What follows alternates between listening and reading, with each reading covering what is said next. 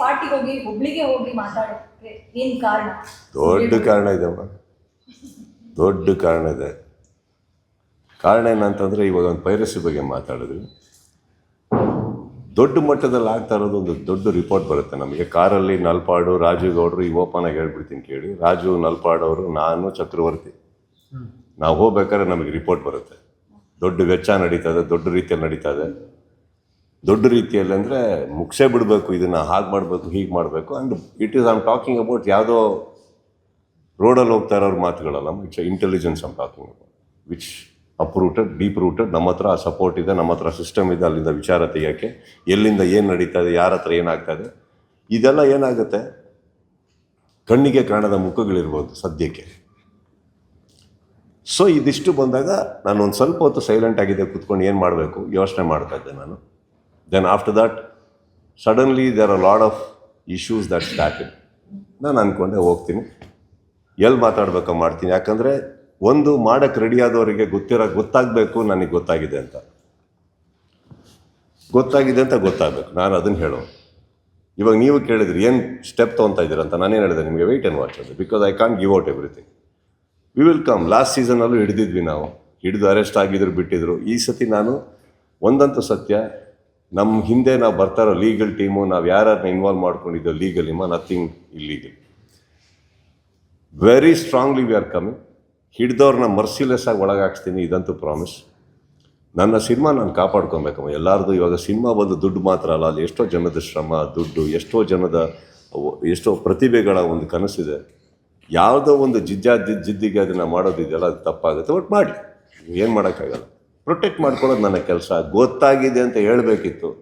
ಈಗ ಒಂದು ಮರಿಬೇಡಿ, ಹುಬ್ಳಿಯಲ್ಲಿ ಹೇಳಬೇಕಾದ್ರೆ ಎಲ್ಲ ನನಗೇನಷ್ಟು 30 ಇಯರ್ಸ್ ಅಂಕಲ್ಗೆ ಬರ್ತೀನಿ. ಈಗ ಈ ವಿಚಾರವಾಗಿ 30 ವರ್ಷ ಸಿನಿಮಾದಲ್ಲಿರೋನಿಗೆ ನನಗೆ ಗೊತ್ತಿಲ್ವ ಅಲ್ಲಿ ಎಷ್ಟು ಕ್ಯಾಮ್ರಾ ಆನ್ ಇದೆ ಅಂತ, ಇದು ವೈರಲ್ ಆಗುತ್ತೆ ಅಂತ ಗೊತ್ತಿಲ್ವಾ, ಉಲ್ಟಾ ಹೊಡಿಬೋದು ಅಂತ ಗೊತ್ತಿಲ್ವಾ.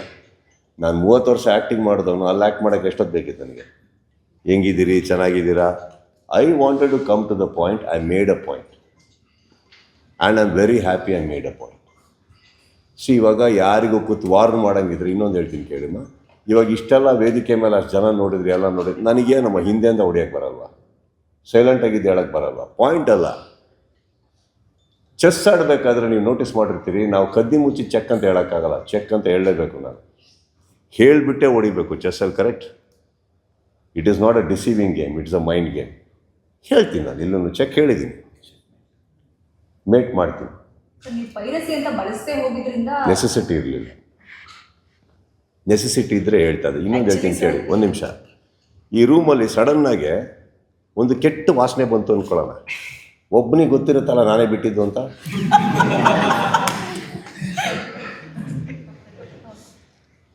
ಕರೆಕ್ಟಾ? ಬಹುಶಃ ನಿಮ್ಮೆಲ್ಲರಿಗಿಂತ ಜಾಸ್ತಿ ಅವರೇ ಹಿಂಗೆ ಅನ್ಬೋದು, ನನಗೆ ಗೊತ್ತಿಲ್ಲ. ಬಟ್ ನಾನು ಹೇಳ್ತಾ ಇರೋದು, ನಾನು ಯಾರಿಗೆ ಹೇಳಿದ್ನೋ ನನಗೆ ಗೊತ್ತು. ಅಲ್ಲಿಗೆ ಬಿಡ್ತೀನಿ ನಾನು, ಮಿಕ್ಕಿದ್ದು ನನಗೆ ಬೇಕಾಗಿಲ್ಲ. ಆ್ಯಂಡ್ ಇವತ್ತೇ ನನಗೆ ಯಾರೋ ಹೇಳಿದ್ರು. ಆ್ಯಂಡ್ ಇನ್ನೊಂದು ವಿಚಾರ ಗೊತ್ತಾಯಿತು, ನಾನು ಹುಬ್ಬಳ್ಳಿಯಲ್ಲಿ ಮಾತಾಡಿದ್ದು ನೆಕ್ಸ್ಟ್ ಡೇ ಅಲ್ಲಿ ಬೆಂಕಿ ಹತ್ಕೊಂಡಿದ್ರೆ ಒಪ್ತೀನಿ, ಸೈಲೆಂಟಾಗಿತ್ತು ನೆಕ್ಸ್ಟ್ ಡೇ. ಇವತ್ತು ಬೆಳಗ್ಗೆಯಿಂದ ಯಾಕೋ ನ್ಯೂಸ್ ಆಯಿತು, ನನಗೆ ವಿಚಾರನೇ ಗೊತ್ತಿಲ್ಲ. ನ್ಯೂಸಿಗೆ ಕೂತಾಗಿ ಕೇಳಿದ್ರು ಯಾರೋ ಹಿಂಗೆ ರಿಯಾಕ್ಟ್ ಮಾಡಿದಾರಂತ. ಈಗ ನಾನೊಂದು ಪ್ರಶ್ನೆ ಕೇಳ್ತಾ ಇರೋದು, ದಯವಿಟ್ಟು ಹೋಗಿ ಅವ್ರಿಗೆ ಕೇಳ್ಕೊಂಬನ್ನಿ, ನೀವು ಯಾರಿಗೆ ಹೇಳಿದ್ದು ಅಂತ. ನಮಗೆ ಅಂತ ಹೇಳಿ ನಾನು ಅದಕ್ಕೆ ಕರೆಕ್ಟಾಗಿ ಏನು ಉತ್ತರ ಕೊಡಬೇಕೋ ಕೊಡ್ತೀನಿ. ಯಾರ್ದೋ ಸ್ಟೇಟ್ಮೆಂಟಿಗೆ ನನ್ನ ಹತ್ರ ಪ್ರಶ್ನೆ ಕೇಳೋದು ತಪ್ಪಾಗ್ಬಿಡುತ್ತೆ. That means you are disrespecting me. Please ask that person whom they met. ಇವಾಗ ಅವ್ರು ಯಾರಿಗೆ ಹೇಳಿದಾರೋ ಪಾಪ, ಅವ್ರಿಗೆ ಏನು ನೋವಿದೆಯೋ ನನಗೆ ಗೊತ್ತಿಲ್ಲ. ನನ್ನ ಬಗ್ಗೆ, ನಲ್ಪಾಡ್ ಬಗ್ಗೆ, ರಾಜಗೌಡ್ರ ಬಗ್ಗೆ ಅಂತ ನಾವ್ಯಾಕೆ ಅನ್ಕೋಬೇಕು? ಕೇಳಿ, ಇಷ್ಟು ಕ್ಯಾಮ್ರಾ ಇದೆ, ಇಷ್ಟು ತಾಕತ್ತಿದೆ.